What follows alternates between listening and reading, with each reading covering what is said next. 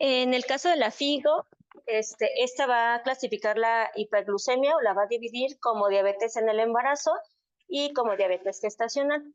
La diabetes en el embarazo va a incluir la diabetes pregestacional, que se conocía en pacientes que ya tienen diagnóstico de diabetes justamente antes del embarazo, ya sea diabetes tipo 1, tipo 2, algún otro tipo de diabetes, y también pacientes que se diagnostican, bueno, ya con diabetes manifiesta, que se presenta por primera vez durante el embarazo.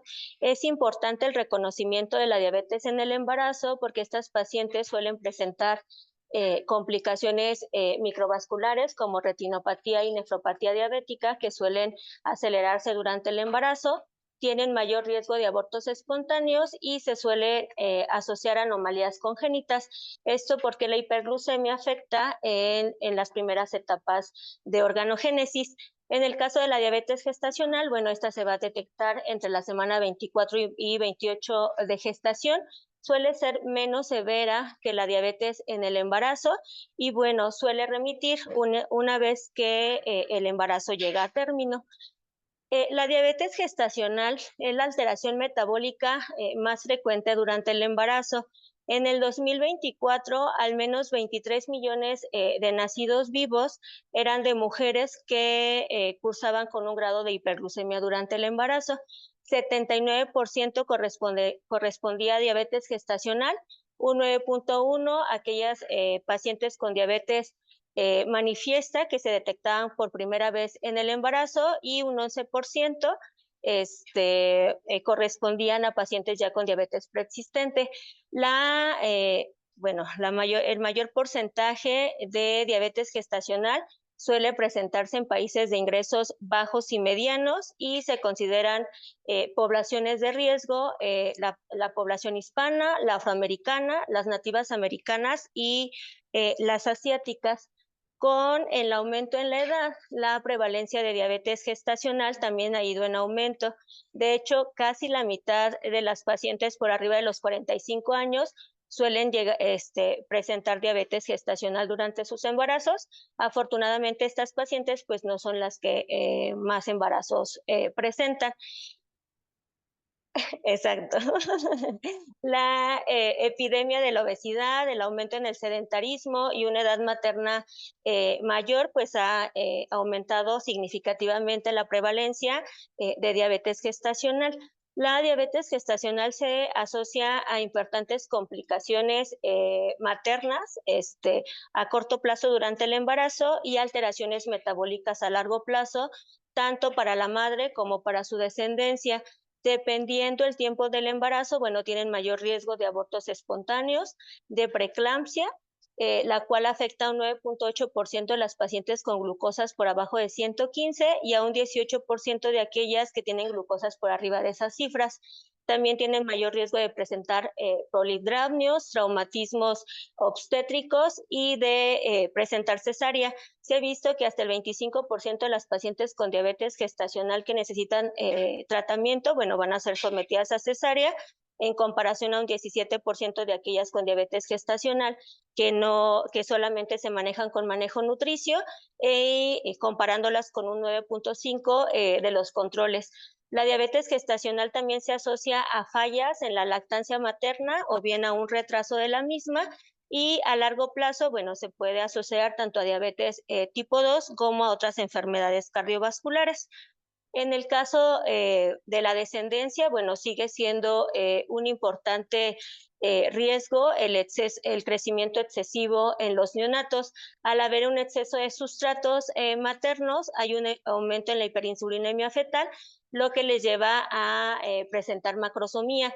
Estos bebés pues también tienen mayor riesgo de tener miocardiopatía, síndrome de dificultad respiratoria, policitemia e hiperbilirrubinemia. La muerte fetal en los pacientes que tienen, bueno, en la diabetes gestacional está más asociada al control glucémico. Realmente pacientes con diabetes gestacional que están bien controladas tienen una mortalidad similar a las pacientes sin la enfermedad. Este es el estudio APO. Aquí se encontró que a mayor concentración de glucosa había mayor riesgo de presentar un peso al nacer por arriba de la percentil 90, mayor riesgo de cursar con cesárea, hipoglucemia neonatal y péptido C elevado, que bueno, se asocia a hiperinsulinemia fetal.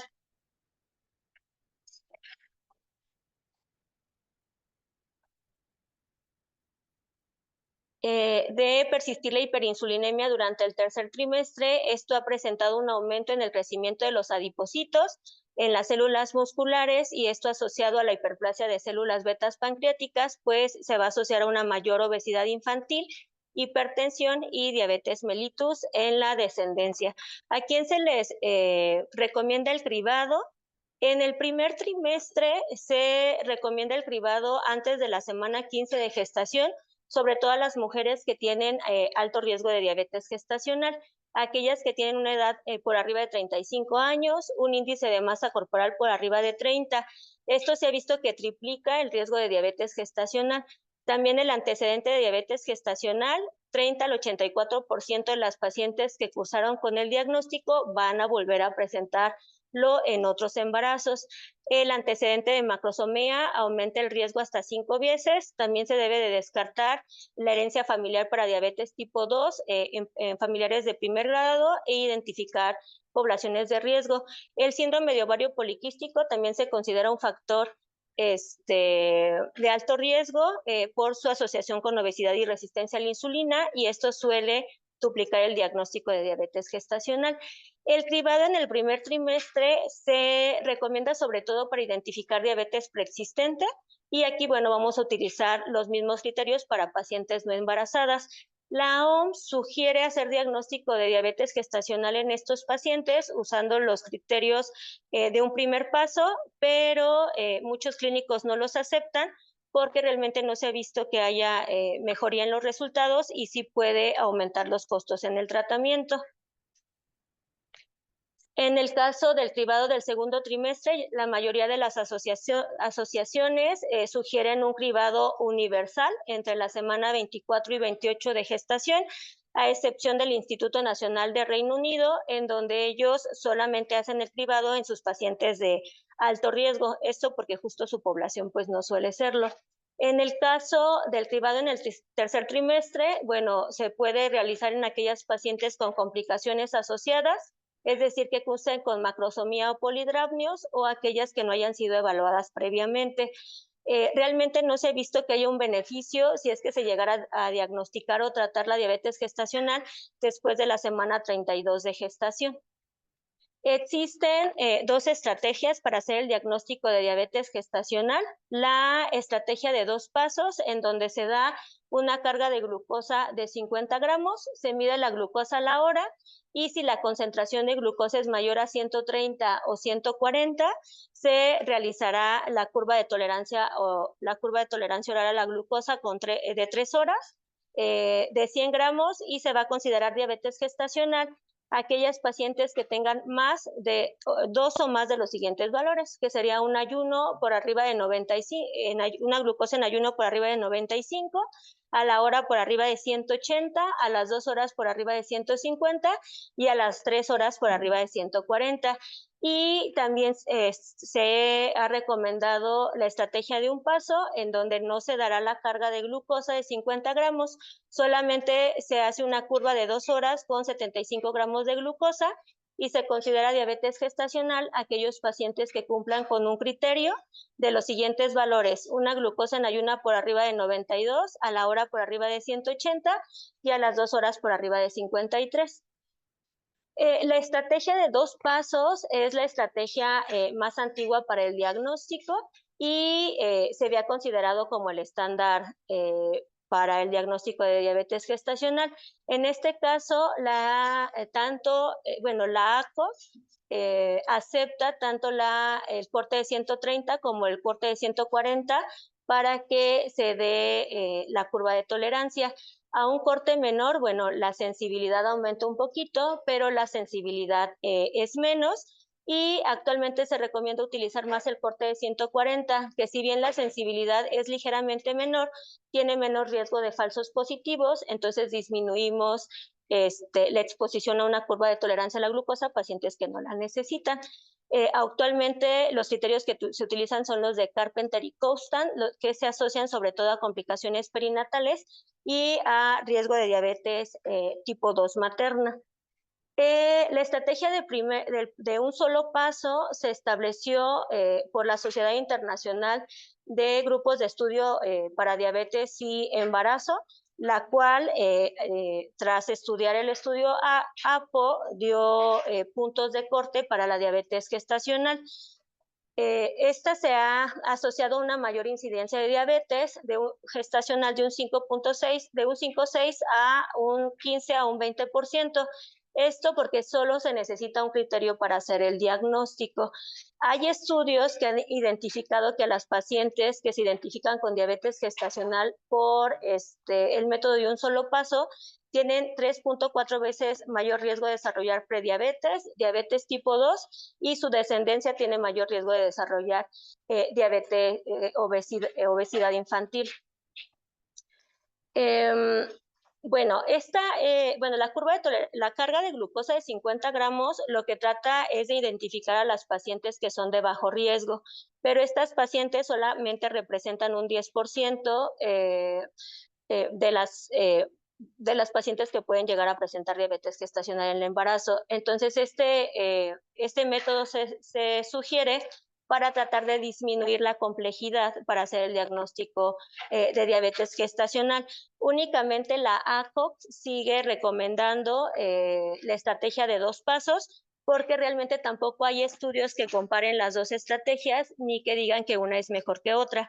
Lo que sí se ha visto es que con la estrategia de un paso, pues aparte de que se aumenta la incidencia en el diagnóstico, pues aumenta los costos con respecto al tratamiento.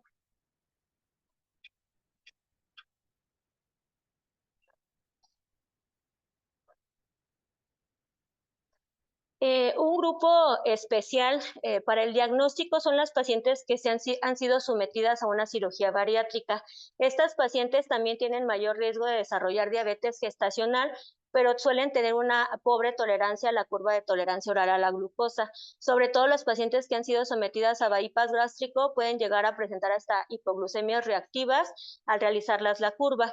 Entonces, en este tipo de pacientes se recomienda que desde el primer trimestre se haga medición de glucosa plasmática en ayunas y de hemoglobina glucosilada, y entre la semana 24 y 28 de gestación, bueno, se valorará la curva en aquellas que hayan sido sometidas a banda o a manga gástrica, pero aquellas que consideremos que tienen poca tolerancia a la curva, bueno, se sugiere más bien que se haga una semana de monitorización de glucosa, la cual se puede realizar también con monitoreo continuo. Con respecto al tratamiento, la mayoría de las pacientes con diabetes gestacional van a responder a el tratamiento nutricio acompañado de un ejercicio moderado, un control de peso y el monitoreado de glucosa, y solamente una porción muy baja pues va a necesitar tratamiento farmacológico.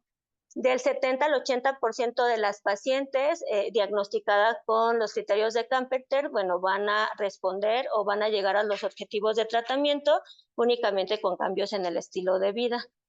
El tratamiento nutricio se considera como la primera línea de tratamiento. Siempre que sea posible, pues debe de ser llevada por un experto en nutrición. Se recomienda que incorporen de un 33 a un 40% de preferencia de hidratos de carbono complejos, y que estos sean de un bajo índice glucémico. Las dietas de bajo índice glucémico se han asociado a un menor uso de insulina y a un menor peso en nacer, en comparación a las dietas restrictivas o que son bajas en la ingesta de carbohidratos. También se recomienda que al menos se consuman 28 gramos de fibra soluble al día, que el 20% sea de proteínas magras y un 40% de grasas, de preferencia mono y poliinsaturadas. Esto lo que va a llevar es que nuestra paciente no aumente tanto de peso y que no haya tantas fluctuaciones glucémicas. También se sugiere que las calorías sean divididas en 3 comidas principales y 2 o 3 colaciones, también para evitar las fluctuaciones. El tratamiento nutricio pues debe cumplir con los requerimientos nutricionales mínimos para el embarazo, alcanzando los objetivos glucémicos sin inducir pérdida ni un aumento excesivo de peso. En general, se deben de evitar todos los planes alimenticios que restrinjan macronutrientes, como es la dieta cetogénica o la dieta paleo.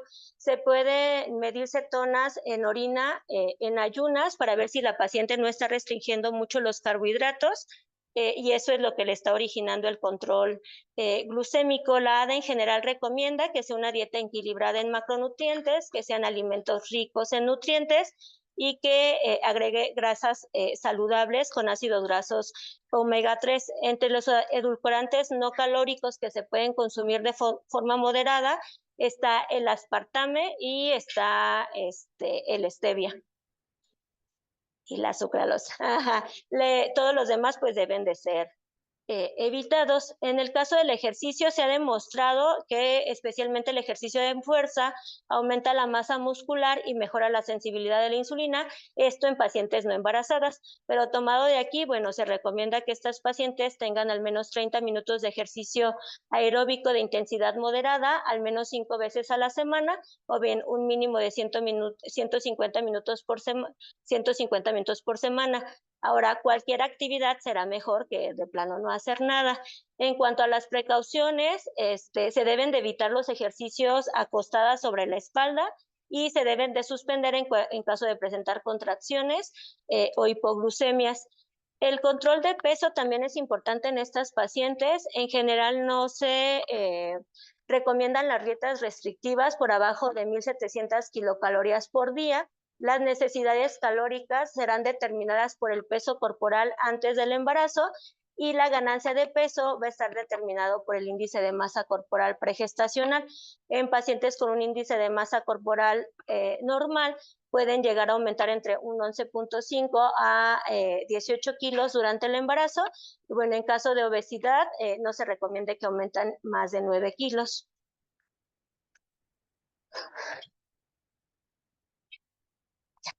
Okay. Con respecto al monitoreo de glucosa, se recomienda que se hagan al menos 4 mediciones al día, una en ayuno y una o 2 horas después de cada alimento.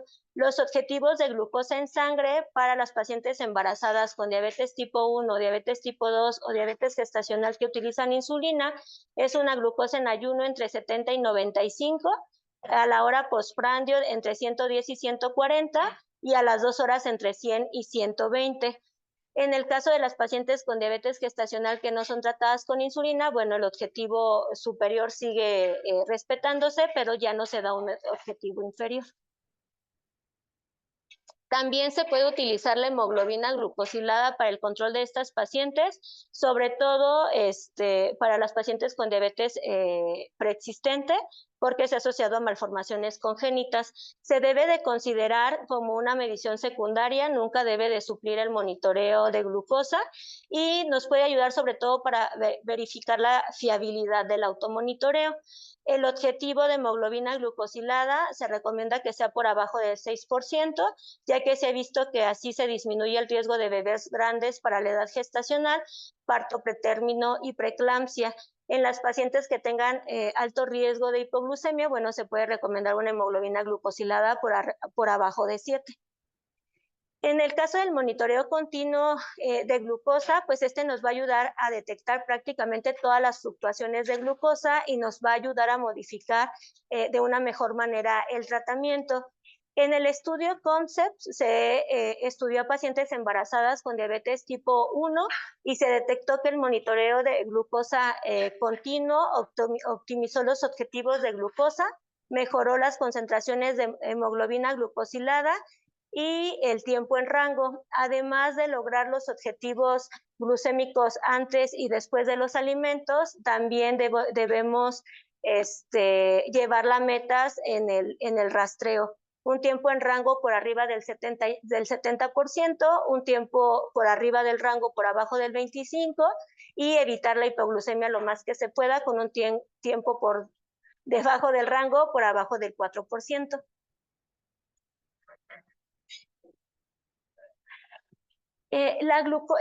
Una alteración en la glucosa de ayuno se ha asociado principalmente a un aumento en la masa grasa neonatal y esto se ha visto asociado a un aumento en la obesidad infantil y diabetes en la descendencia.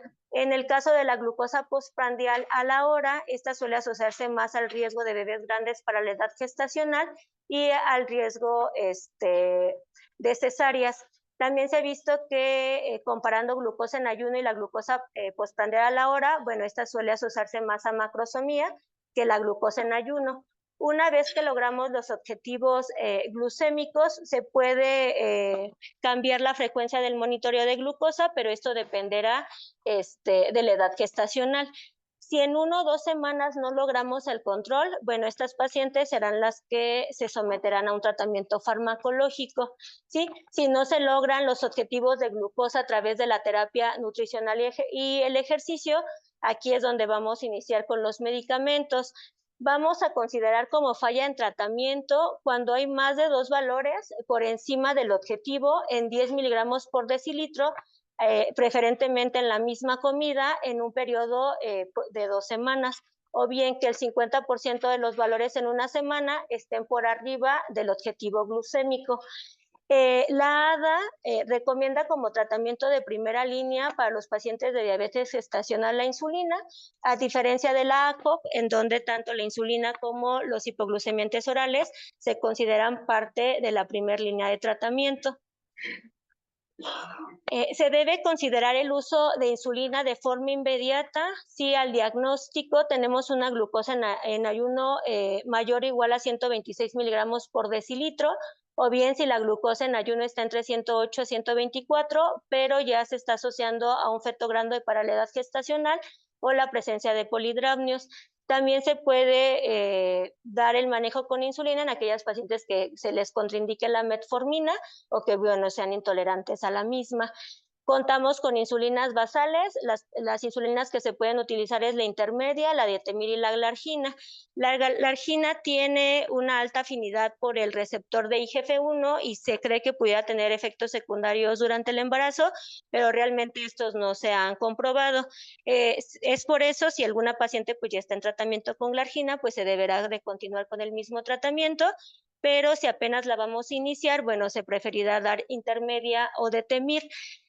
El Instituto Nacional de Salud de Reino Unido sigue prefiriendo el uso de insulina intermedia como primer manejo con insulina, esto más bien pues por la experiencia con el medicamento. En el caso de las insulinas prandiales, pues prácticamente la Lispro y la Aspar han desplazado a la insulina rápida porque pues su inicio de acción es más rápido, su vida media es más corta y disminuyen el riesgo de hipoglucemia y el control después de los alimentos. Se considera la primera línea de tratamiento porque no atraviesa la barrera placentaria y no hay evidencia de resultados maternos o fetales adversos con ninguna de los diferentes tipos de insulina.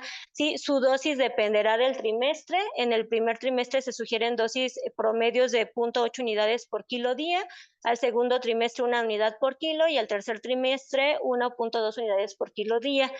Las inyecciones múltiples subcutáneas y la infusión subcutánea continua son 2 maneras de administrar la insulina que están autorizadas y ninguna ha demostrado que es superior a la otra.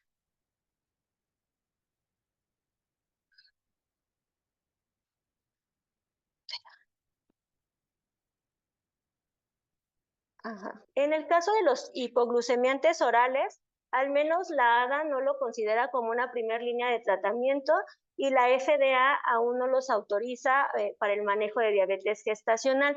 Se están dentro de la categoría B para su uso en el embarazo y se considera que son seguras a corto plazo. Sí, ya hay estudios que han demostrado que tienen una eficacia similar a la insulina y realmente no se asocian a más resultados adversos. Su riesgo sobre todo es porque atraviesan la placenta y no hay estudios a largo plazo que nos aseguren su seguridad. En el caso de la metformina, pues se va a sugerir una dosis de entre 500 y 2000 miligramos por día. Por la intolerancia gástrica se sugiere que el aumento en la dosis sea progresiva. Su fracaso como monoterapia se puede llegar a presentar entre el 14 y 46% de los pacientes y bueno, ellas eventualmente requerirán también manejo con insulina. Se ha visto que el manejo con metformina no disminuye el riesgo de diabetes gestacional en pacientes con alto riesgo de padecerla, sobre todo aquellas que tengan obesidad, resistencia a la insulina o síndrome de ovario poliquístico. Entonces, en las pacientes con síndrome de ovario poliquístico se sugiere que se suspenda la metformina al final del primer trimestre. No se ha visto que tenga efectos adversos en el desarrollo y comparada con la insulina se ha visto que la metformina tiene un menor riesgo de hipoglucemia neonatal y un menor aumento en el peso materno. En los análisis del MIC, que fue un estudio que revisó la metformina en la diabetes gestacional, se revisó que los hijos de 9 años expuestos a metformina tenían un mayor peso, una mayor relación cintura-altura y una mayor circunferencia de cintura comparados con los hijos de pacientes que habían sido tratadas con insulina. También hay un metaanálisis que ha detectado que los pacientes expuestos o que los bebés expuestos a metformina son neonatos más pequeños, pero que al nacer tienen un crecimiento postnatal acelerado y pues esto condiciona un índice de masa corporal más alto durante la infancia. En general, la metformina se considera una opción segura. Se debe de considerar en aquellos pacientes que no logran los objetivos de glucosa 1 a 2 semanas después de los cambios en el estilo de vida. Puede ser un complemento para aquellas pacientes que tienen diabetes gestacional y que ya están siendo tratadas con insulina y en personas que tienen limitantes con el uso de la insulina o bien que no quieren utilizarla. Como puede llegar a ocasionar cierta restricción de crecimiento, no se va a recomendar en pacientes que tengan acidosis por insuficiencia placentaria, hipertensión o preeclampsia. En el caso de la glibenclamida, bueno, su dosis va de 2.5 a 20 miligramos por día. Su fracaso como terapia se presenta en un 20 o un 40% de los pacientes, pero suele ser menor que en el caso de la metformina. Se ha visto que es menos eficaz en las pacientes obesas y aquellas que tienen hiperglucemia muy marcada. Y comparada con la insulina y la metformina, la glibenclamida se asocia a un mayor riesgo de hipoglucemia neonatal y a bebés más grandes para la edad gestacional. Comparando la metformina con la glibenclamida, la metformina suele tener menos aumento de peso materno, menos peso al nacer y se asocia a un menor riesgo de macrosomía y de recién nacidos grandes para la edad gestacional. Ahora, si bien los hipoglucemiantes orales no han sido autorizados por la FDA para el tratamiento de diabetes gestacional, la verdad es que su uso es muy amplio en estas pacientes. Sí logran un control glucémico similar a la insulina y la ACOT sí los considera como tratamiento de primera línea. Además, son más fáciles de utilizar, tienen un costo menor que la insulina y, por tanto, los pacientes suelen tener una mejor adherencia al tratamiento. El objetivo principal del tratamiento de la diabetes gestacional será prevenir efectos adversos tanto en la madre como en el feto, siendo el factor más importante para lograr este objetivo la reducción de las concentraciones de glucosa sin hipoglucemias indebidas. Esto debe lograrse prácticamente durante todo el embarazo hasta el parto. Ahora, en cuanto al seguimiento postnatal, se recomienda a corto plazo que las pacientes sean sometidas a una curva de tolerancia oral a la glucosa de 75 gramos, 6 a 12 semanas después del parto.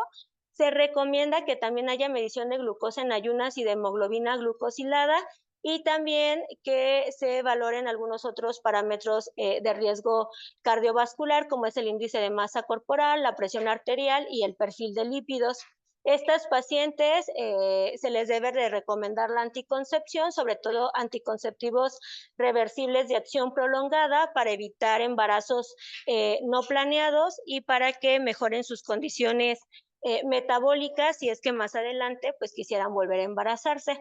Y bueno, a largo plazo se sugiere que estas pacientes continúen con los escrutinios más o menos 1 a 3 años. Y bueno, ya para concluir, la diabetes gestacional y la diabetes tipo 2 de recién diagnóstico en el embarazo son preocupaciones de salud pública en crecimiento relacionadas con el aumento de la obesidad. La diabetes gestacional y la hiperglucemia en el embarazo deben ser tratadas no solo como un estado de prediabetes, sino como un estado de preenfermedad cardiovascular, y su relación costo de efectividad no solo debe depender de los resultados a corto plazo, sino también de los resultados a largo plazo, tanto para las mujeres como para su descendencia. Y pues por mi parte es todo y muchas felicidades.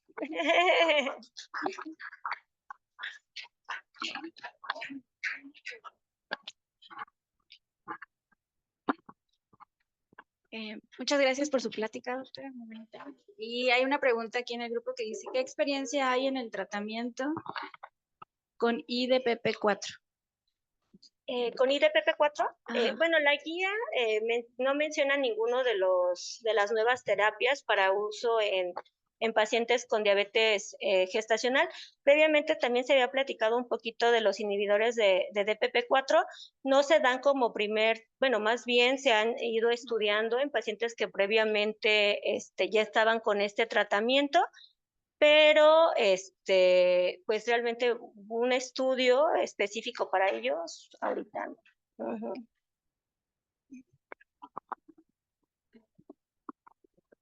Sí, un comentario y varias preguntas.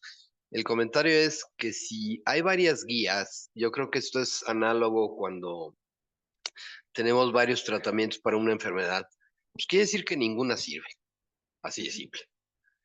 Sí, digo, perdón, hablando en plata, es lo mismo. Segunda, queremos a fuerzas encasillar a las pacientes en one size fit all, y probablemente más bien tengamos subpoblaciones de diabéticas, y por eso en algunas apliquen mejor unos criterios que otros. Hay que tener en cuenta la cuestión genética, en nuestra población es muy importante, y se me llama la atención que algunos criterios están limitando la exposición a la curva durante el proceso de diagnóstico. Sí, cuando bajas la cantidad de falsos positivos, dejas de exponer al paciente a la carga de glucosa, pero también vas a incrementar tu número de falsos negativos, y se te van a ir pacientes diabéticas. Y yo creo que, perdón, es más peligroso no tratar una diabética que exponer a una curva en una sola ocasión. Entonces ahí tendría mis dudas en cuanto a qué tan efectivo sea esto. Al final de cuentas, la primera línea de tratamiento es dieta y ejercicio. Entonces, híjole, yo ahí sí discreparía un poquito, sobre todo en nuestra población que es de tan alto riesgo por hábitos alimenticios, por genética, porque somos un grupo étnico de riesgo. Yo ahí tendría mis dudas.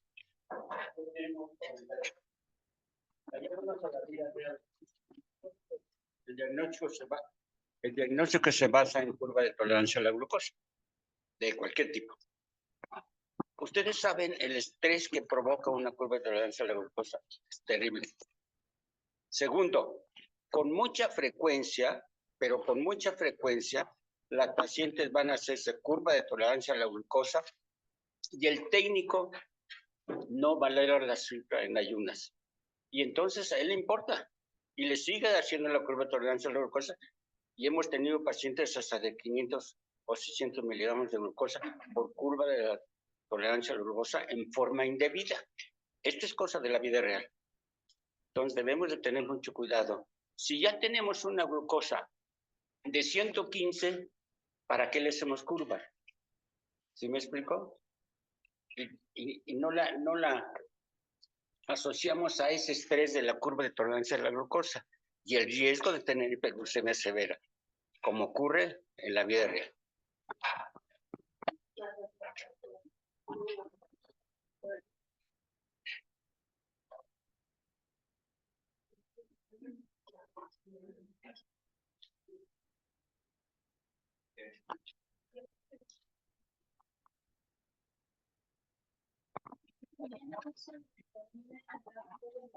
Hace una semana en la Envo Society no se recomienda agregar a la insulina.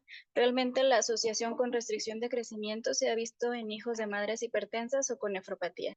En una opinión personal, puede seguir siendo útil, sobre todo en pacientes con antecedentes de síndrome de ovario poliquístico, pacientes obesas o en aquellas que no requieren usar insulina. Pues sí.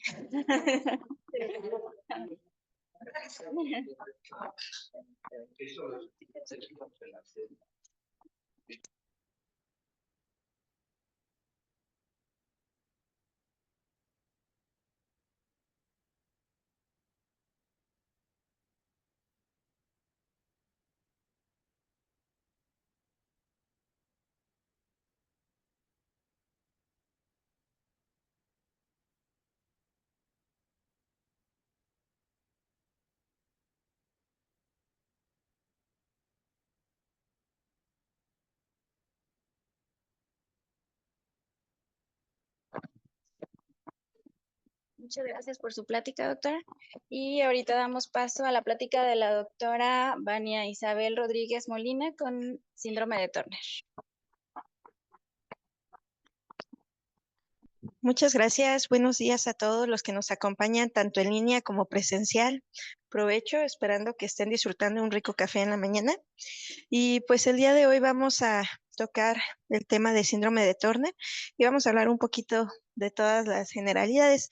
Como bien sabemos, el síndrome de Turner pues es un trastorno cromosómico que se caracteriza por talla baja y disgenesia gonadal. Ese es el fenotipo característico, pero tiene una expresión variable. Entonces es una patología que, si bien está bien establecido el fenotipo, dependiendo las características, pues presentará diversidad de alteraciones, entre las cuales encontramos cardiológicas, endocrinas, renales, reproductivas, autoinmunes, auditivas, visuales y psicosociales. Y pues históricamente, desde 1930, Otto Ulrich en Alemania nos describe el caso de una niña con ptosis bilateral, pterygium coli, línea de inserción del cabello baja, cutis valgus e hipoplasia ungual. Pero realmente sería hasta Henry Turner en Oklahoma, en Estados Unidos, en 1938, cuando hace un estudio en el cual describe a 7 adolescentes con amenorrea primaria, infantilismo sexual y talla baja, con cúbito valgo, cuello alado, hipertelorismo mamario, implantación baja del cabello y linfedema de manos y pies. Por eso que históricamente pues se nombraría como síndrome de Turner a esta patología, aunque también por ahí luego tendría, en honor a Ulrich le decían Turner Ulrich, pero realmente quedaría ya como Turner. Y Albrecht y colaboradores posteriormente hacen mediciones de niveles de gonadotrofinas urinarias y se ven que se encuentran aumentadas. Y ahí establecen que este síndrome se debe a una alteración gonadal. Y en 1959, Ford y colaboradores harían el primer análisis cromosómico en el paciente con síndrome de Turner y se encontrarían con una monosomía 45X. Y entonces establecen que este síndrome es debido a un fallo en segregación de los cromosomas sexuales, ya sea en meiosis o en divisiones mitóticas en los primeros estadios del desarrollo embrionario. Su prevalencia pues es de 1 a 2.000 a 5.000 recién nacidos vivos mujeres, comparándolo, por ejemplo, con síndrome de Down, que es 1 a 700 a 1.500 recién nacidos vivos. Relativamente no es tan común, sin embargo, sí tenemos diferentes pacientes con Turner.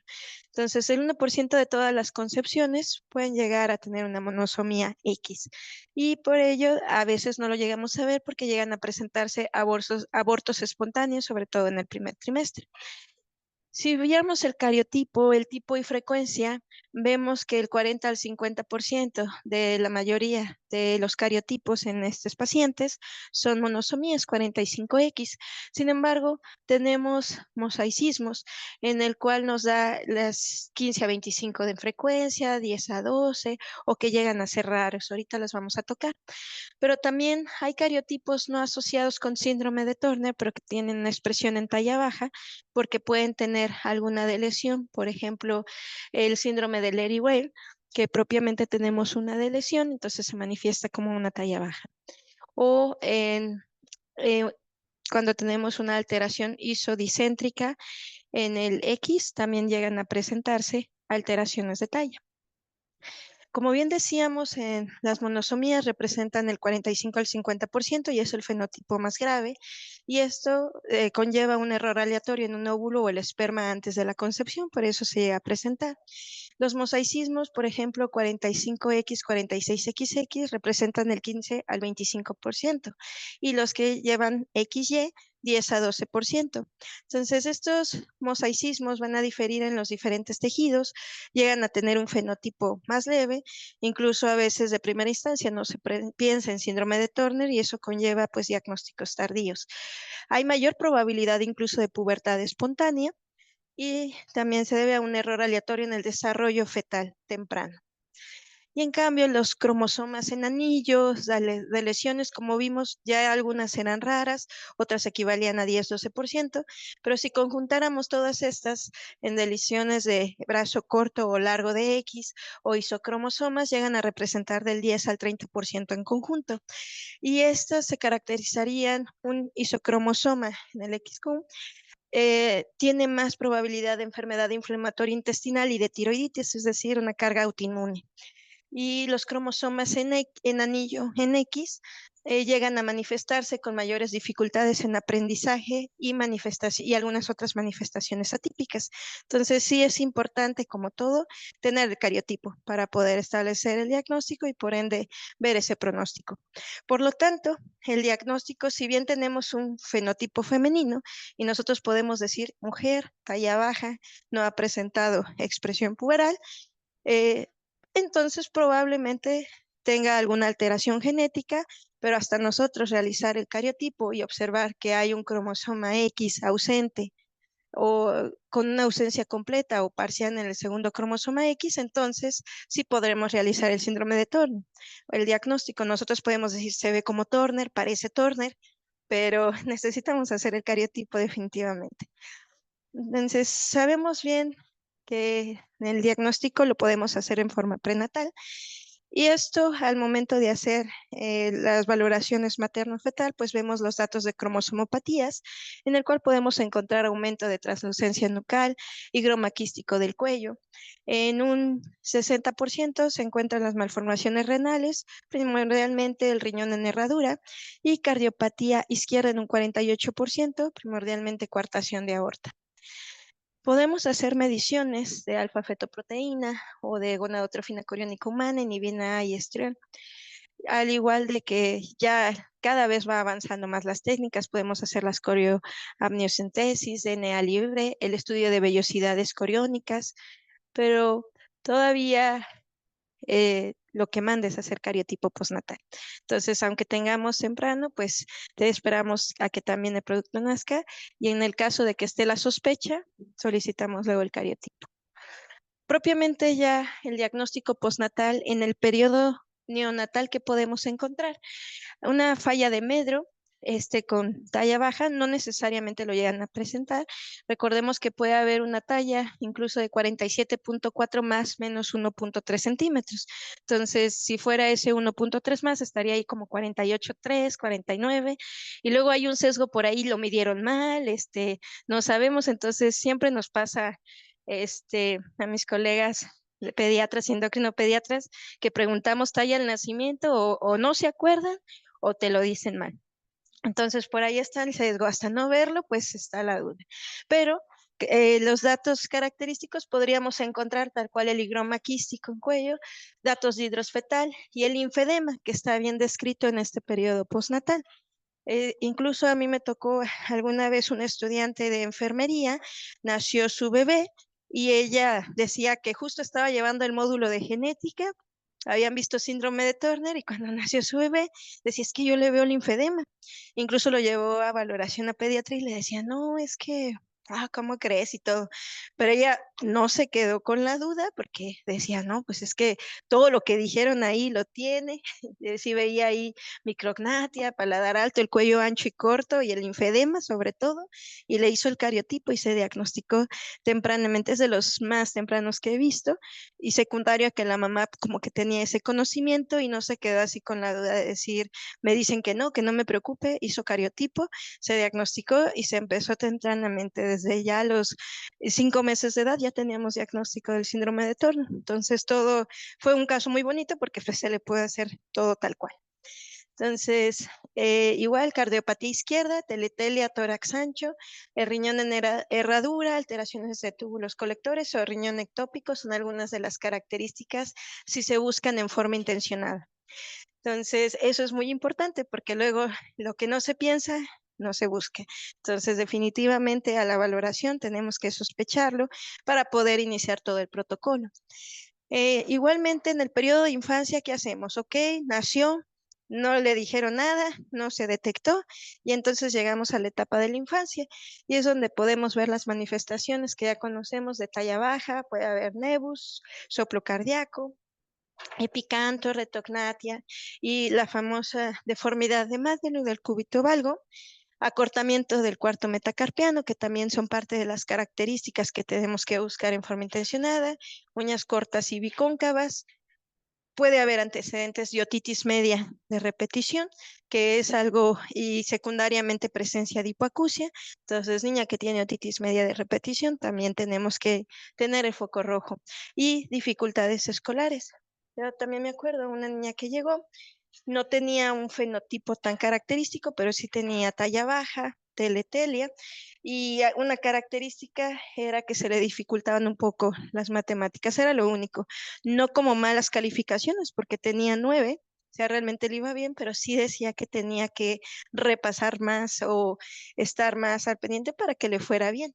Entonces, recordemos que precisamente lo que comentábamos al inicio, pues el síndrome de Turner es el diagnóstico, pero la expresión puede ser muy variable y cada persona se verá impactada de una forma y con una intensidad diferente y tenemos que buscar hacia cada uno de ellos si lo está presentando o no y establecer el protocolo. En base a eso, se ha descrito el fenotipo de síndrome de Turner, el 100% presenta estatura baja. Ya en un 90% la falla ovárica prematura, 80% el linfedema, el ancho de tórax desproporcionado, la implantación baja de cabello, la rotación anormal de las orejas y en un 70% las demás características hacia micrognatia, bracios, la deformidad de Madelung, las uñas, las anomalías renales y ya de ahí va bajando hacia un 60% el acortamiento de metacarpianos y ya pueden tenerlo 50% los nebus, las anomalías cardíacas, todo. Entonces, volvemos a lo mismo que comentábamos del fenotipo, talla baja, falla ovárica. Entonces, espero que puede llegar a pasar, no se diagnostica y llegamos a la edad puberal. Y entonces, llegando a la edad puberal, nos damos cuenta que sigue con la talla baja y ahora con datos que nos hagan sospechar hipogonadismo, esas niñas que no han reglado, y pues muy triste cuando nos llegan 16 años, talla baja, y que no he reglado y nadie me ha abordado. Y sí nos llegan. Entonces, raros los mosaicos que llegan a tener la pubertad espontánea, pero posterior no hay una progresión, entonces un 25% sí tiene su telarca espontánea, pero de ahí menos del 10% realmente presentarán esa menarca. Entonces, las características cuando hacemos el abordaje, pues sabemos una edad ósea retrasada y esa característica de que no dan el estirón puberal. Y cuando empezamos a hacer el comparativo con las gráficas de crecimiento, vemos que empiezan a estar por debajo de la población. Aquí comparando con gráficas de Lyon, podemos ver cómo una estatura esperada para la población sin síndrome de Turner y tal cual, las niñas con síndrome. Entonces, esta característica del patrón de crecimiento realmente tiene un compromiso en todas las etapas de la vida, pero en menores de 2 años es más difícil poder hacerlo, se va viendo gradualmente o en forma más marcada. Entonces, si no llevan un control de niño sano donde llegaremos ese patrón, no se lleva esa gráfica, pues no se puede ver ese seguimiento. Ya hasta que se ve la característica de talla baja, pues ahí es cuando ya decimos hay algo más. Las niñas con síndrome de Turner con tallas altas, pues corresponden al percentil 3 o 10 de la población de referencia. Por lo tanto, pues ya está bien establecido. Estas niñas llegan a tener un déficit de hasta 20 centímetros por debajo de la media poblacional y la edad ósea atrasada. Entonces recordemos que el HENCHOX es el que se encarga de toda esta regulación del crecimiento para la diferenciación y maduración en los condrocitos, y también la deficiencia va a contribuir a la misma displasia esquelética que se llega a presentar en el síndrome de Turner. Entonces, si nosotros vemos lo que ya estábamos comparando, la estatura normal de pacientes de población normal y síndrome de Turner, nos damos cuenta de ese déficit de 20 centímetros aproximadamente. Entonces, pueden tender a ser pequeñas para la edad gestacional, que era lo que decíamos en el momento del nacimiento, puede o no, o la vemos así pequeña y pues decimos, vamos a darle chance, ¿no? Y luego su crecimiento entra en rangos normales durante los 2 a 3 años de edad postnatal. De hecho, parte de la indicación que vamos a ver de hormona de crecimiento es precisamente que vaya habiendo un retraso en el crecimiento. Y su ganancia en talla empieza a declinar. Vemos durante los 2 a 3 años, está por ahí, percentil 3, tal vez limítrofe, y se empieza a declinar a través de la escolaridad, que es el patrón que ya conocemos. Y en México, pues se llega a reportar una talla adulta de 136.9 más 5.5 centímetros sin tratamiento.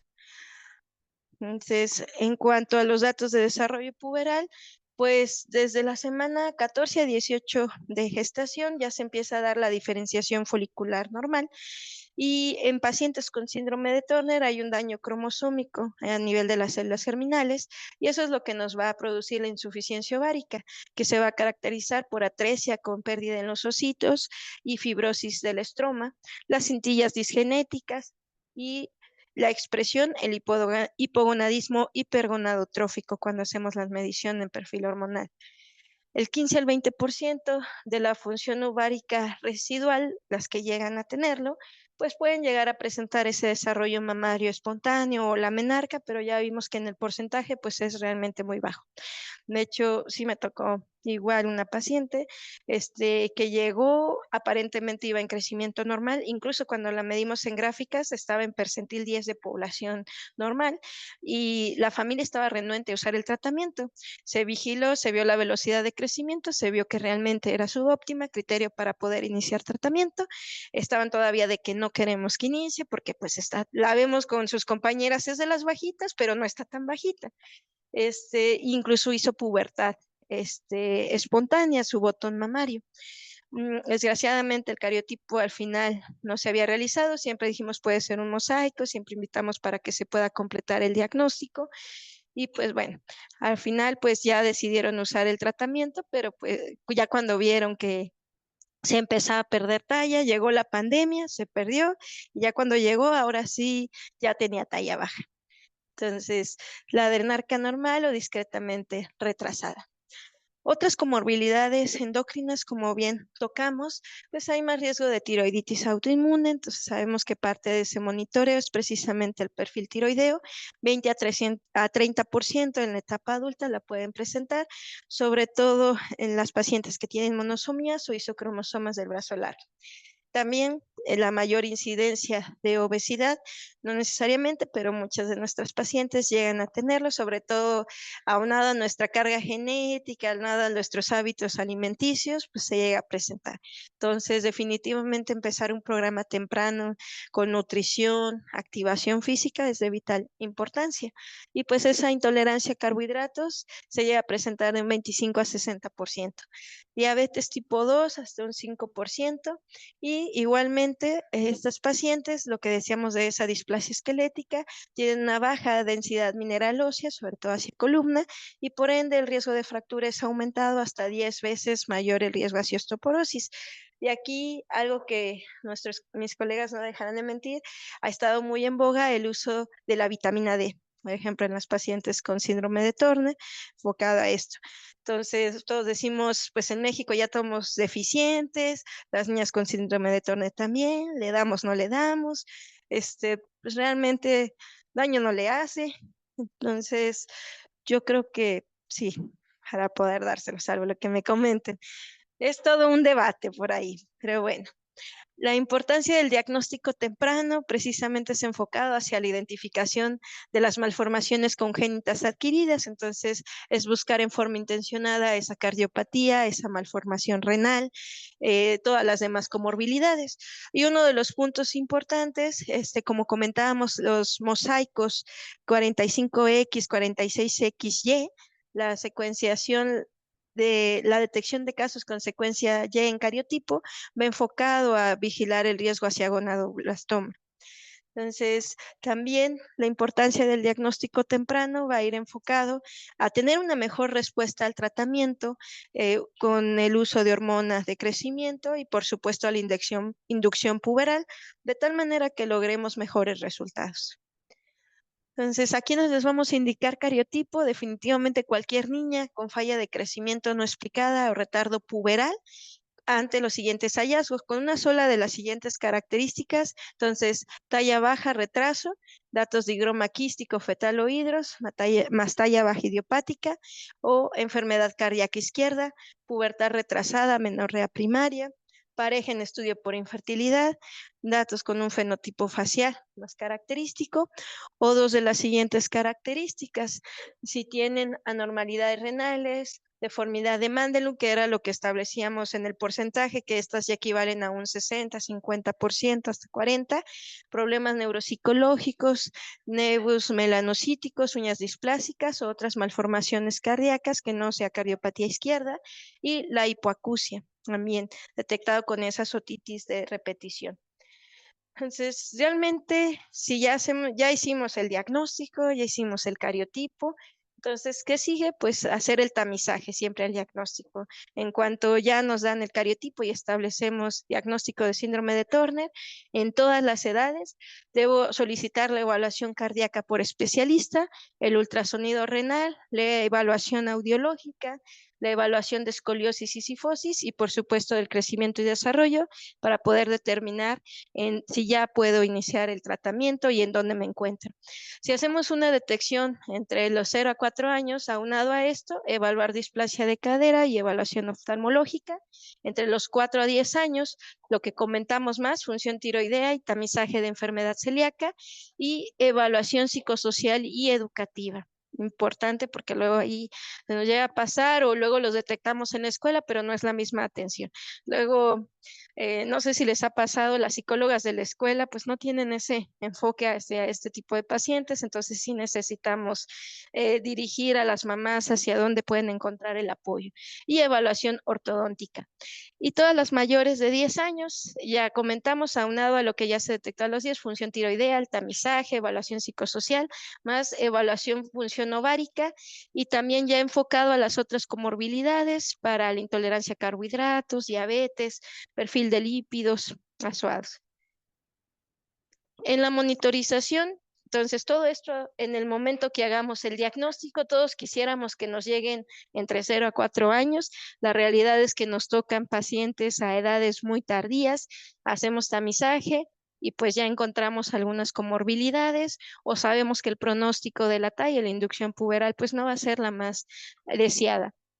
En nuestro seguimiento para la monitorización, en todas las edades, continuar esas evaluaciones cardiológicas, con las mediciones de TEA anualmente, de las mediciones de valoraciones más bien por otorrino y audición, cada año a 5 años, dependiendo de los hallazgos, por supuesto.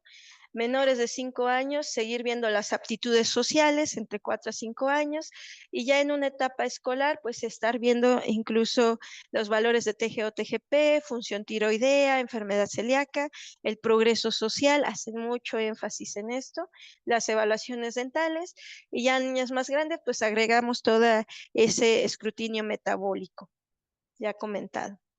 Y dentro de ese tamizaje cardiovascular, como ya comentamos, todas las pacientes al diagnóstico, obviamente sí tiene que ser la evaluación por un cardiólogo con experiencia, de preferencia, para que disminuya el error, la medición de tensión arterial en las 4 extremidades, precisamente por el riesgo hacia coartación aórtica. Y el ECOG al diagnóstico y cada 5 años, y en los casos necesarios, resonancia, por supuesto, en la etapa de adolescentes y adultos por los riesgos. En cuanto al tratamiento, la hormona de crecimiento se avaló para síndrome de Turner por FDA desde 1996. Lo ideal, las guías pues sí nos dicen que todos los menores de 2 años, si ya detectamos un enlentecimiento en el patrón de crecimiento, iniciar. Y si no, idealmente de 4 a 6 años, por ejemplo, en el área de secretaría está avalada para esta edad precisamente de síndrome de Turner, pero y si nos llegó a los 10 años, a los 12, a los 14, era todo un problema. Ya después de que llegó Enrique Peña Nieto y que tenía su cuñada con síndrome de Turner, fue cuando se hizo todo el apogeo de todos escuchamos en la radio, vimos en televisión de niña con talla baja, puede ser Turner y entonces eso dio un apogeo para empezar a hacer un poquito más los diagnósticos temprano y que también el acceso a los tratamientos pues fuera más evidente, la verdad, ni para qué mentir.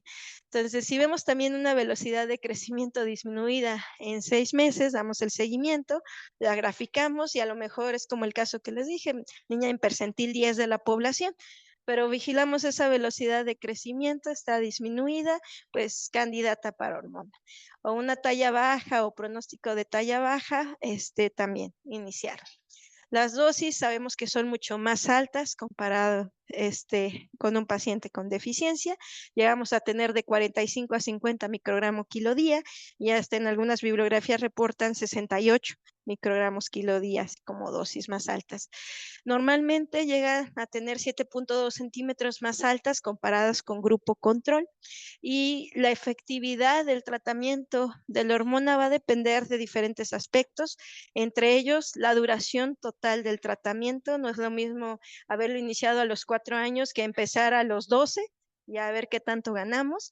La edad de inicio, la duración de la terapia antes de la pubertad, porque también luego llegamos, vemos esas edades óseas y aunque sí están atrasadas, como estas pacientes de 16 años, ya con edades óseas de 12, 11, pues muchas dificultades. Las dosis, la talla genética, porque pues también si tengo un padre nórdico que se consiguió una mexicana con síndrome de Turner, pues bueno, sí nos llegó a tocar. Yo sí vi una paciente con síndrome de Turner, talla 1,58, casi 1,60, que el papá era muy, muy alto, medía 1,92 y la mamá medía como 1,60, pero pues, síndrome de Turner. Entonces, genéticamente, para Turner dije, me gana. Dije, ella no tiene Turner, me gana en estatura, yo tengo 1,50. Entonces dije, wow, la talla genética influye y la talla al inicio del tratamiento. Entonces, se hizo por parte de nuestros colegas de endocrinología pediátrica, es un estudio muy bonito en el que tienen a 38 pacientes, ven una talla inicial mínima de 89, máximas hasta de 137, finales 131 hasta máximas 153. Aquí se hizo la edad de diagnóstico 9.3 más o menos 2.4 años y la duración del tratamiento entre 5.3 más o menos 2.4 años. Veamos como la talla final del grupo sin hormona de crecimiento, 122.70 mínimas, máximas de 133.4, lo descrito tal cual en la literatura. Entonces, en población mexicana hacia 133, 137, Yo en mi servicio social de medicina general me acuerdo que llegó una niña talla baja y yo, ¿qué edad tienes? Y dice, ya tengo 12, 13 y pues medía como 1,20, 1,22 en un pueblito en Dolores Hidalgo. Y yo así de Turner, y yo, ¿y quién te ve? Y todo, no, pues sí me mandaron, pero todavía no he tenido cita, me vieron hace un año, todas esas dificultades hacia los pueblitos. Y me acuerdo que todo el año de mi servicio intenté así de que te voy a mandar y todo, al final sí tuvo cita endocrino, pero pues ya igual, de esas pacientes que llegaron casi cumpliendo los 13 años para poder mandarlo. Entonces, vean hacia el incremento de talla propiamente en las pacientes con hormona de crecimiento, pues sí fue mucho mayor, hasta 143, 153 en las que sí usaron tratamiento. Entonces, sí, tenemos que hacer detecciones tempranas para que tengan un mejor pronóstico en definitiva. ¿Y qué nos va a determinar el término del tratamiento de hormona? Poco o nulo potencial de crecimiento, una velocidad menor a 2 centímetros por año o una edad ósea mayor o igual a los 14 años, pues ya ahí termina. ¿Qué factores determinan una mayor ganancia? Lo que ya habíamos comentado, la edad al diagnóstico. Siempre que veamos una paciente de talla baja, es una oportunidad para poder hacer una detección temprana. Talla blanco familiar, que comentábamos, menor edad cronológica, talla más alta al inicio de la terapia con hormona, una maduración ósea retardada, la duración del tratamiento y la dosis media semanal. En cuanto a inducción puberal, pues debe ser iniciada a una edad en la que no produzca efectos negativos sobre la talla adulta, siempre buscamos eso, pero ahora sí valorar la edad en la que nos está llegando, riesgo-beneficio, idealmente 11 a 12 años si no hay pubertad espontánea, dosis baja de estradiol, sabemos que lo ideal son los parches transdérmicos, pero igualmente institucionalmente pues no los tenemos, entonces lo único que tenemos son nuestros estrógenos vía oral y pues ahí andamos y eso cuando hay, ¿verdad? Porque últimamente con los recortes que ha habido, no está habiendo medicamentos. Entonces, la adición de progesterona al tener sangrado o al completar 2 años de tratamiento, precisamente para ahora sí que inicie el ciclaje. Y pues esto nos va a ayudar al desarrollo de caracteres secundarios, la adquisición de la masa ósea adecuada y mejorar sus capacidades mentales y relación social. Yo también tenía con síndrome de Turner, 16 años, se fue para estudiar, ser técnica en enfermería y pues un aspecto que decía era esta parte de la relación social, que era víctima de bullying, aunque ya se había iniciado la inducción puberal, no había tenido aún un desarrollo tan completo, entonces me acuerdo que para los 15 le dije, tú usa el vestido más precioso, si te quieres meter relleno, que se vea todo lo que se debe ver y tú feliz. Y ella feliz disfrutando sus 15, pero sí algo muy marcado era esa parte de relación social. Y su sueño es ser enfermera y volvió a retomar hacia la carrera para ser técnica. Entonces, la gonadectomía en pacientes con material cromosómico Y, precisamente evitando el riesgo hacia gonadoblastoma y pues el tratamiento específico hacia las comorbilidades en cuanto a seguimiento. Como conclusiones, pues el síndrome de Turner siempre es una de las cromosomopatías más frecuente, con una alta morbilidad por todas las demás complejidades y complicaciones que puede tener. Requiere un manejo integral y multidisciplinario. Mientras más temprano sea el diagnóstico, mientras más oportuno sea, eso va a mejorar significativamente el pronóstico y la respuesta a cada uno de los tratamientos que vayamos instaurando. Definitivamente seguir trabajando en equipo. Hay muchas dificultades aún hoy en día, aunque conocemos y hasta el del camión dice no será Turner, el que lo digamos a que llegue a una atención todavía está teniendo muchas dificultades, pero pues a seguir haciendo nuestra parte. Muchas gracias.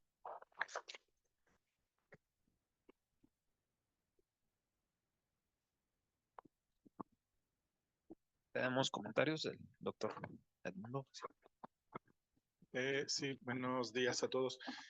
Sí, quisiera comentar que, de hecho, en sesiones anteriores habíamos comentado la importancia de temas básicos, o sea, tamiz neonatal, hipotiroidismo congénito, etcétera, etcétera. Porque esta pacientita, si no insiste de que tiene linfedema su bebé, pues se pierde. Entonces, porque le dice al pediatra, no, pues todos los bebés están hinchaditos, se va a deshinchar, etcétera, no te preocupes, se perdería. Entonces, de ahí la importancia y la difusión de los temas básicos, ¿no? Que yo estoy muy a favor de esto para evitar este tipo de problemas y que todavía más precisamente Turner nos llega muy tardíamente y en base a que pues les va muy bien si es un fenotipo típico. Sí. Pues ahí sí, correcto, pues sí, ya. Sí, o como tú dices que en el camión ves el paciente y dices, oye, a lo mejor es un Turner, pues sí, ¿verdad? Pero si es un mosaico, ahí ya valió, porque sí va a ser bien difícil y nos va a llegar bien tarde. Y como ya no va a haber oportunidad de hormona de crecimiento, solamente de feminización, entonces sí perdemos muchísimo tiempo en este tipo de pacientitos, ¿no? Y de ahí la importancia, insisto, de temas básicos para congresos, sí. Yo comentar sobre el uso de vitamina D. Igual, bueno, recordar que también pueden tener enfermedad celíaca, entonces pueden tener deficiencias en la absorción, punto número 1, pero no sé qué tanto ayudaría porque al ser un problema cromosómico en el desarrollo del hueso, bueno, por lo menos que no interfiera, ¿no? Que no sea factor la deficiencia de vitamina D, pero realmente no sé qué tanto impacto tendría, porque pues, siendo algo genético, híjole, a la genética no le vas a ganar. Sí, doctor, de hecho, doctora, ¿quiere comentar esa parte?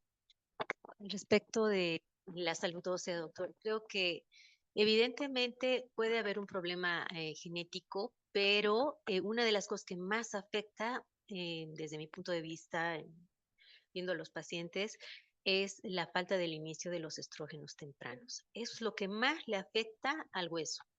Entonces, eso es lo primero que tenemos que favorecer y para eso, pues el diagnóstico temprano es lo más importante.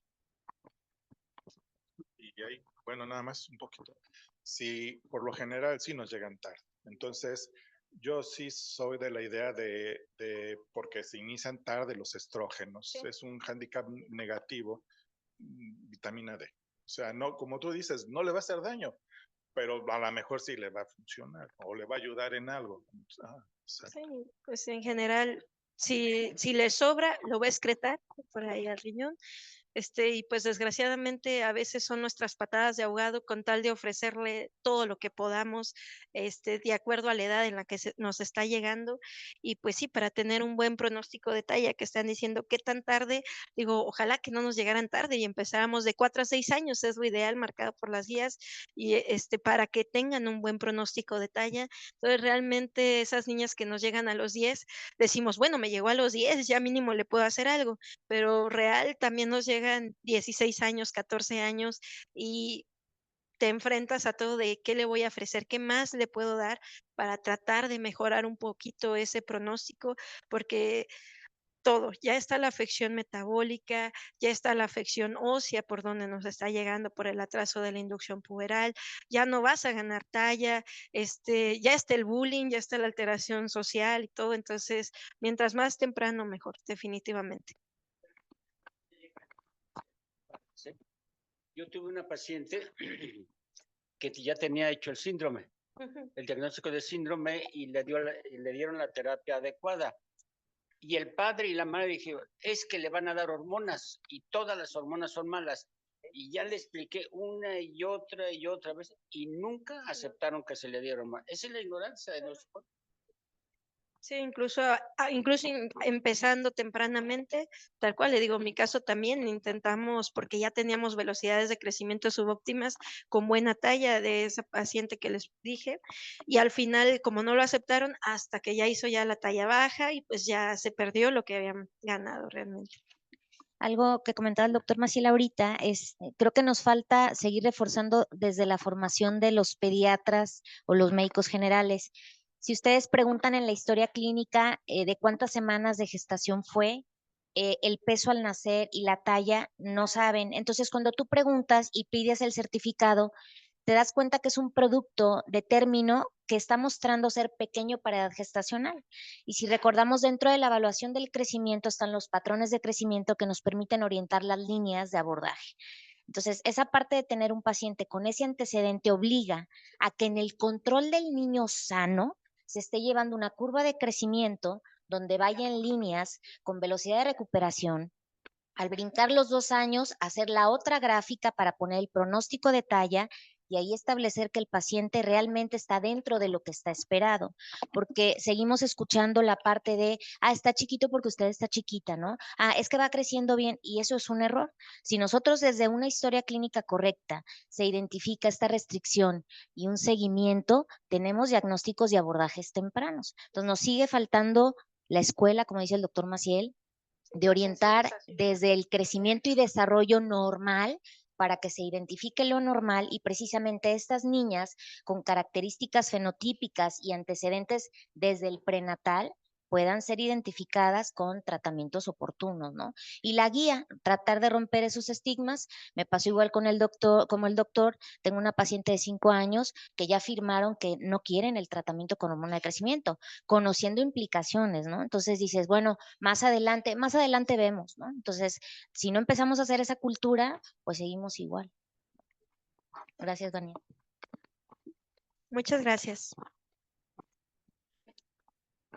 Listo, para dar continuidad a la cápsula histórica, nos va a compartir la presentación el doctor Aguilar. Le damos la voz. Muchas gracias, doctor. Gracias. Buen día. Bueno, nada más un pequeño detalle redondeando esto. Yo creo que el problema no es en Turner. Ahí en el hospital acabamos de tener un caso de una paciente con feocromocitoma que ella se hizo el diagnóstico. Les estuve insistiendo 4 años que sentía molestias en fosa ilíaca derecha, hipertensa, con 3, 4 antihipertensivos, y ella se pidió el ultrasonido y apareció un feocromocitoma. Y para colmo tiene neurofibromatosis. Entonces, y así a casos de hiperplasia suprarrenal congénita tardía, etcétera. Yo creo que el problema, y va a sonar muy duro lo que voy a decir, pero que somos bien creídos y que nos creemos eso de que somos, iba a decir una palabrota, de que somos muy buenos clínicos. No lo somos mediocres, el nivel de medicina en México es mediocre, y entonces yo creo que tenemos que ser un poquito humildes y simple y sencillamente cuando algo no vaya bien, si yo no sé cómo resolverlo, mandarlo con el que sabe. Y no estarle dando largas y hacer diagnósticos a los 30 años, o una paciente que nunca ha arreglado y llega hipertensa a los 30 años, carajo. Pero básicamente es eso, que nos creemos, nos venden la idea que somos buenos clínicos, y pues la verdad es que no lo somos, así de simple. Bueno, vamos a ver esto de la cápsula histórica. Me voy a salir de endocrino, pero no de medicina. Porque yo creo que antes de ser endocrinólogos, pues primero somos médicos, ¿no? Entonces, esto en particular porque el personaje a mí me gusta mucho, el original. Yo creo que ya lo identificaron, el centro es, bueno, en realidad se pronuncia Sherlock Holmes, no Sherlock.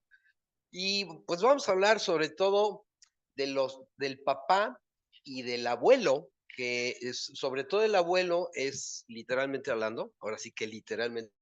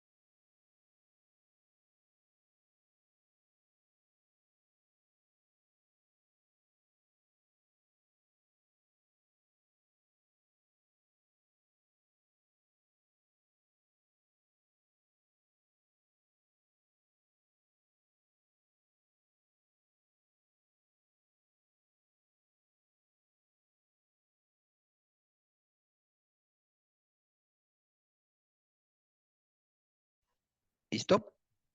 Ya, bueno. Entonces, nace en el 54, tiene sus hermanos Mycroft y Sharon Ford. Conoce a Watson en el 81 en el hospital de San Bartolomeo. Y les decía, lo encuentra golpeando cadáveres. Cuando llega Watson, lo encuentra golpeando cadáveres en la morgue. Se le llama la atención. Y bueno, ya después le dice que es para ver las diferencias en las marcas de un golpe post-mortem a pre-mortem. Vive en el 221B de la calle Baker, en Londres.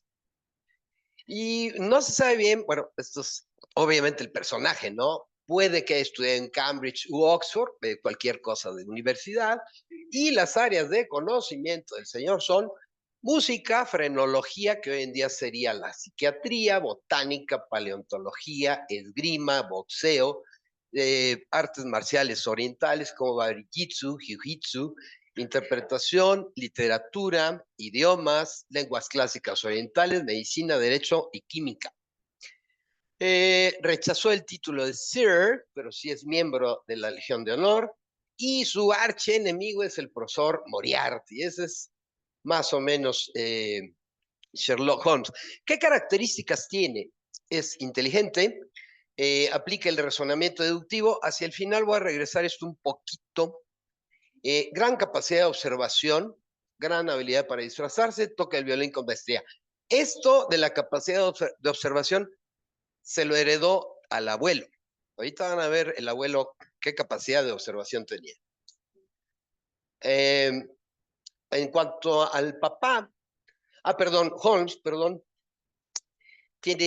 trabaja 23 años como investigador, se retira a Essex como apicultor en 1898, presenta un trabajo de contraespionaje poco antes de la Primera Guerra Mundial, y a partir de 1914 pues, desaparece el radar y ya no se vuelve a saber nada del personaje original.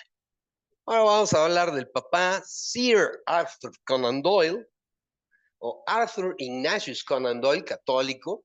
Nace en Edimburgo, en Escocia, el 22 de mayo del 59 y muere en Crowborough, Inglaterra, 7 de julio de 1930.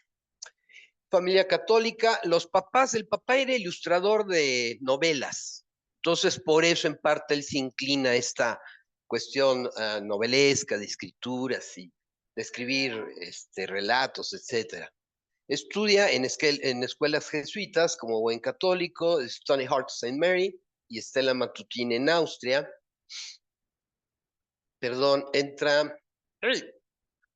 contrae matrimonio 2 veces, Louis Hawkins, que muere en 1906, pero no perdió el tiempo. En 1907 se vuelve a casar con Jana Elizabeth Leakey. Ingresa a la carrera de medicina en Edimburgo en 1876, 1881 se gradúa como médico y en 1885 obtiene el título de doctor en medicina con una tesis sobre tabes dorsales. Destaca en rugby, golf y boxeo. Trabajó en varios barcos como médico del barco, médico naval de Hope, SS Mayumba. Esto le dio mucha experiencia para sus relatos, para sus novelas. Y en 1879 publica su primera obra, The Mystery of the Sasa Valley, y publicó en el British Medical Journal que el Cenium como veneno en el mismo año, 1879, para que vean. Se establece en Portsmouth en 1882, sigue escribiendo, no le va tan bien. De hecho, Conan Doyle como médico no fue muy taquillero, y como no le va muy bien, pues, se muda a Londres en 1887. ¿Mandé? Ahorita va a ver, intenta trabajar como oftalmólogo, tampoco tiene tantos pacientes, entonces aquí ya propiamente empieza a escribir a las novelas de Holmes, propiamente, en 1887. La relación padre-hijo entre Holmes y Conan Doyle fue muy mala. Creó un personaje controvertido, un amplio conocimiento de las cosas que le interesaban, ya vimos cuáles eran sus áreas de interés. Otras era absolutamente ignorante. En uno de los cuentos, de hecho, Watson algo le comenta de la teoría de la gravitación universal, y Holmes le dice que pues no, que no sabe de qué se trata. Watson trata de explicársela Y entonces, ya que se le acaba de explicar, Holmes le dice, bueno, ahora que sé, voy a tratar de olvidarlo porque no me es un conocimiento útil. Es decir, a mí, para mi trabajo, saber lo de la teoría de la gravitación universal me da lo mismo. No me sirve ese conocimiento. Misógino, la única mujer realmente que reconoce es, ay, se me fue ahorita el nombre, una, como no enemiga, pero sí, digamos, contraria, es la única y la esposa de Watson la tolera, pero fuera de eso, misógino, sí, digo la verdad, drogadicto, era morfinómano, desordenado, un gran observador. De hecho, Conan Doyle intenta matarlo en noviembre de 1887 en la cascada de Reichenbach, en Suiza, y 10 años después lo tiene que revivir porque empiezan a llegar cartas muy agresivas a la redacción de la revista, inclusive ya amenazando de violencia. Entonces le dicen, lo tienes que revivir, él no quiere, se ve obligado a revivirlo.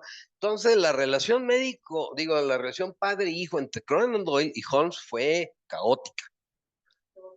Esta es la cascada de Reichenbach, donde intentan matar, por cierto, intentan matar a los dos, a Moriarty y a Holmes, pero pues los tienen que revivir, ¿no? Entonces, pues no era una relación muy padre. Conan Doyle escribe aproximadamente 56 relatos, 4 novelas de Holmes, que ahí vienen los cuentos. Pero aparte, entre 20 y 30 obras de ficción, libros de historias sobre 2 guerras, varios títulos de ciencia paranormal. De hecho, se involucró ya al final de su vida Conan Doyle, se involucró mucho en espiritismo y todas esas cosas. 3 libros de viajes, uno sobre literatura, varias obras de teatro, los 2 libros de criminología, 2 panfletos políticos, 3 poemarios, un libro sobre la infancia y una autobiografía. Y él decía que a él le dolía que lo recordaran nada más por los cuentos de Holmes. Que él había escrito todo esto y que a él, como literato, le podía que solo lo recordaran por Holmes, que él había hecho mucho más que solo Holmes, ¿no? Entonces, inclusive, su mayor éxito lo niega o reniega de él, ¿no? Bueno, vamos a hablar del abuelo, el doctor Joseph Bell. El doctor Joseph Bell, de hecho, tiene mucho el modelo de Holmes en la parte de observaciones de Bell, más que Bell fue de a de veras. Nace en Edimburgo el 2 de diciembre de 1837 y muere el 4 de octubre de 1911. Familiar de Charles Bell, el que escribió La parálisis de Bell, y trabaja en un hospital que era la Infirmary de Edimburgo y también como profesor en la Universidad de Edimburgo. Aquí es donde le da clases a Arthur Conan Doyle y donde Conan Doyle lo conoce. Era un tipo que acostumbraba o cuidaba de su forma de vestir, camisa blanca, corbata, sombrero de doble visera, pues, que de aquí lo hereda Holmes, y chaqueta, y el Inverness, yo no sabía que era el Inverness. El Inverness es la capita esta, que a mí se me hace muy elegante, pero usarla hoy en día se vería muy ridículo, aunque la verdad sí se me hace elegante, la verdad, en Guanajuato, ¿verdad? Pero te van a confundir con una estudiantina. Bell estudia medicina en la Universidad de Leiden en Países Bajos, se casa con Edith Mary Murray en abril del 65 y a diferencia de Holmes, este cuate apoyaba a las mujeres. De hecho, fue amigo de Florence Nightingale y fue de los primeros en apoyar la profesionalización de las enfermeras. Holmes no lo hubiera hecho, definitivamente. Contrae difteria y esto provoca que su tono de voz se haga un poquito más agudo y que caminara con cierta rigidez por las secuelas de la, ¿cómo se llama? De la difteria. Es de los primeros en utilizar en Inglaterra, en Escocia, utilizar gas fenol como material, como método de esterilizar instrumental quirúrgico. Deportista, poeta aficionado, ornitólogo, y en particular en su vida trató de estudiar particularmente el acento de las personas, el modo de caminar, manos e indumentaria. Entonces, era un gran observador, era un observador nato, Deducía y bueno, luego pasé a 2, 3 cuestionamientos para verificar o descartar sus hipótesis. Junto con el doctor Henry Littlejohn, estudió por ahí unos casos en Whitechapel, en Londres, 1886. Y aparentemente de aquí viene mucho de la leyenda urbana del Jack del Destripador. De hecho, se supone que él era Jack del Destripador. Nunca lo pudieron demostrar. Pionero en medicina forense, defensor de los derechos de las mujeres, ayudó a fundar un hospital ahí en Edimburgo, en Longmore, e impulsó la modernización del alcantarillado en Edimburgo pues, como medida sanitaria, ¿no? Bueno, esta es una copia de un... esto es real, esto no es novela, no es relato, esto pasó, para que vean las capacidades deductivas de Bell. Me voy a permitir leerlo, el que empieza el diálogo es Bell, y dice, bueno amigo, ¿has servido en el ejército? Sí señor. La escena es en un anfiteatro, en un salón, en la Facultad de Medicina en Edimburgo, está una persona, un paciente, imagínense el anfiteatro lleno de estudiantes de medicina, Bell, pasan a un paciente y entonces Bell empieza, bueno amigo, ¿usted ha servido en el ejército? Sí señor. Y no hace mucho que lo licenciaron, ¿verdad? Sí señor. No señor. Un regimiento de las Tierras Altas, en Reino Unido, sí señor. En Barbados, sí señor. Entonces voltea Bell y se dirige a sus alumnos, el paciente se queda, ¿what? ¿Cómo sabe todo eso? Y se voltea a los alumnos y le dice, observen caballeros, señala el profesor, Joseph Bell, dándole la espalda a su confundido paciente y deslizando la mirada por los rostros de sus alumnos. Este hombre, aún siendo respetuoso, no se ha quitado el sombrero, una costumbre del ejército. Tiene además cierto aire de autoridad y resulta evidente que es escocés por el acento de voz. En lo que se refiere a Barbados, su dolencia es elefantiasis, que no es británica, sino propia de las Indias Occidentales, y los regimientos escoceses se hallan ahora destinados en aquellas tierras. Esto es de veras. Y por ahí varios relatos de igual situaciones que en 2, 3 minutos te identificaba quién sabe cuántas características de una persona. Una de sus frases más interesantes era la importancia de lo infinitamente pequeño es incalculable. Yo lo entiendo, lo traduzca como cuidado con los pequeños detalles, porque a veces son la diferencia. Ahora, Holmes como ícono popular. Pues Holmes sigue vivo, Conan Doyle y Bell ya murieron, pues Holmes ahí sigue. Ha participado en películas, series de TV, radio, como radionovelas, dibujos animados, hay mangas japoneses que hablan sobre Holmes, literatura, hay un poema de Borges, ahorita lo van a ver. El payaso de House, a mí me reviente el hígado House. Se me hace una muy mala copia. Y por supuesto, el 221B de Baker Street en Londres es el museo de Sherlock Holmes, por supuesto. Este es el poema de Borges.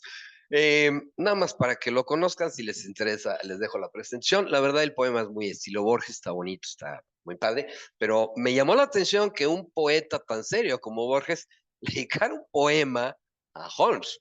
Y está bonito el poema, lean.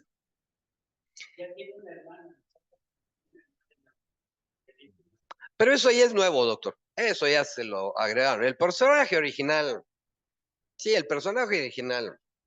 Tenía 2, Mycroft y Sheriff.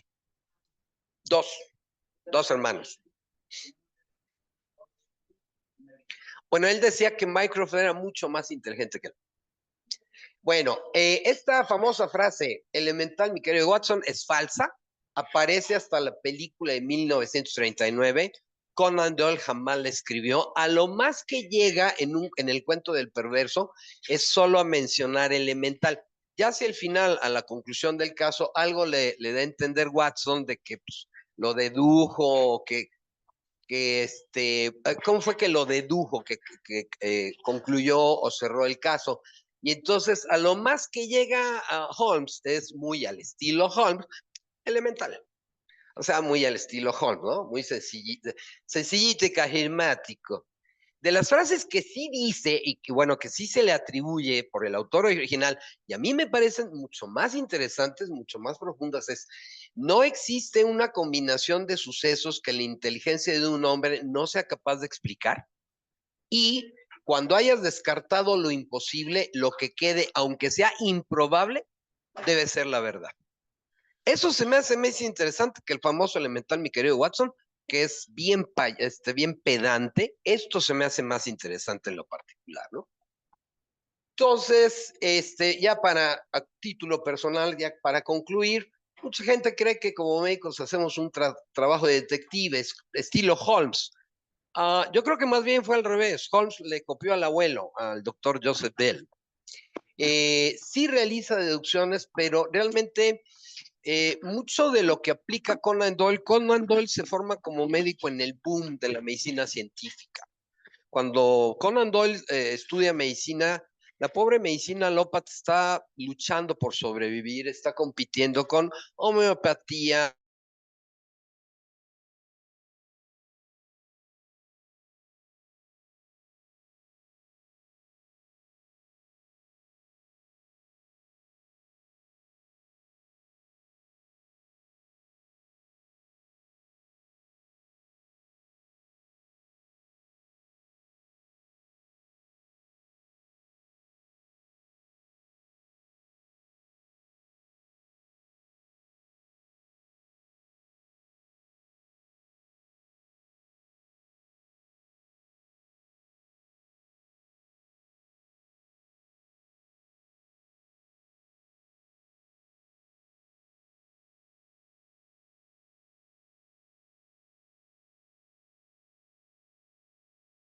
Ya se salió de acá.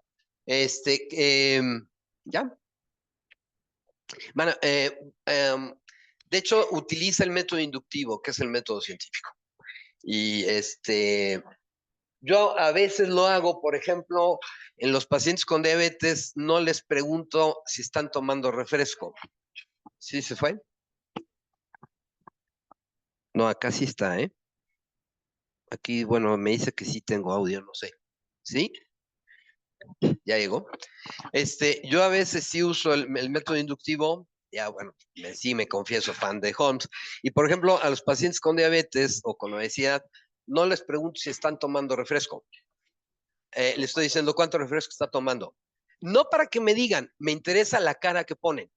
Y de repente se quedan viendo, ¿y este güey cómo sabe que tomo refresco? No, yo no sé que tomo refresco, estoy haciendo lo que hace Holmes, que es acusar en falso, porque me interesa ver la respuesta. Entonces ya que pelan los ojos, entonces sí está tomando. Y entonces ya es donde los cacho. Es el método que usa Holmes muchas veces. Eso no es deductivo, ese es inductivo, es método científico. Pues de ahí toda la seguidilla de novelas que ha habido.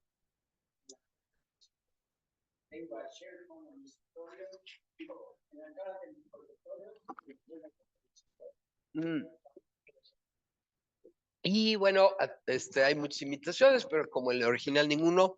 De hecho, hay una edición muy bonita comentada, que es muy grande, pero te van explicando detallitos. Por ejemplo, en el primer libro, que es Carta Bohemia, en el primer cuento, cuando llega Watson, Holmes está acabando de leer una carta que le mandaron de Alemania. Entonces le extiende la carta a Watson y dice, ¿qué opina? La lee Watson y sopesando el papel, así como cargándolo, le dice a Holmes, le dice, pues de quien sea esto, la persona tiene dinero, porque el papel es de tantos chelines o libras, y yo hasta ahí me enteré, ahí te explican, la que lee el papel se mide en gramaje, y si ustedes ven las hojas de papel, los paquetes de papel vienen por gramos. Entre más pesado el papel es más grueso y es más caro. Y ahí le comentan, hacen la conversión de los chelines de esa época a libras y dólares del año 2000. Ya cuando vieron el precio, se imagina, igual si pueden, vean, bueno, si les interesa, en esta hiperlumen hay hay hojas carta muy gruesas, bonitas, pero son caras. Es de ese tipo de papel. Entonces, ese tipo de detalles te los desglosan y ya te lo hacen mucho más entendible y dices, carajo, si era un papel caro. Y aparte viene grafolado, pues sí tiene que ser una gente que tenga lana. Sí, para su uso, para su correspondencia personal, un papel pesado, caro y grafolado, esta persona tiene dinero. ¿Sí? Entonces, ese tipo de libro está muy interesante. ¿Mande? Sí, el libro te lo explica, porque el cuento original no, pero ya cuando te lo explican dices, oye, sí está caro el papelito. Bueno, lo quería compartir con ustedes, a mí me parece muy interesante. Creo, a mí, cuando empecé a descubrir que el autor Conan Doyle había sido médico y después del doctor Joseph Bell, la verdad sí me dio mucho gusto porque yo al personaje lo conozco primero, compro toda la colección de cuentos de Porrúa, de sepan cuántos, luego consigo otras ediciones más, un poquito más elaboradas, pero la verdad, el darme cuenta que uno de mis personajes de literatura favoritos fue escrito por un médico y sobre todo que tenía la influencia del doctor Joseph Bell, que había sido de veras, que es tan interesante, la verdad sí me dio gusto. Y bueno, yo creo que podríamos retomar un poquito. El doctor Bell nació con esa capacidad de observación nata y los demás la podemos ir desarrollando, pero no perder ese cuidado de los detalles, que yo creo que va mucho en relación con lo que decían hace rato. ¿Por qué el médico de primer contacto tarda en reaccionar? Por los detalles. Y yo creo que es parte de esto, ¿no? Pero bueno, ahí se los comparto.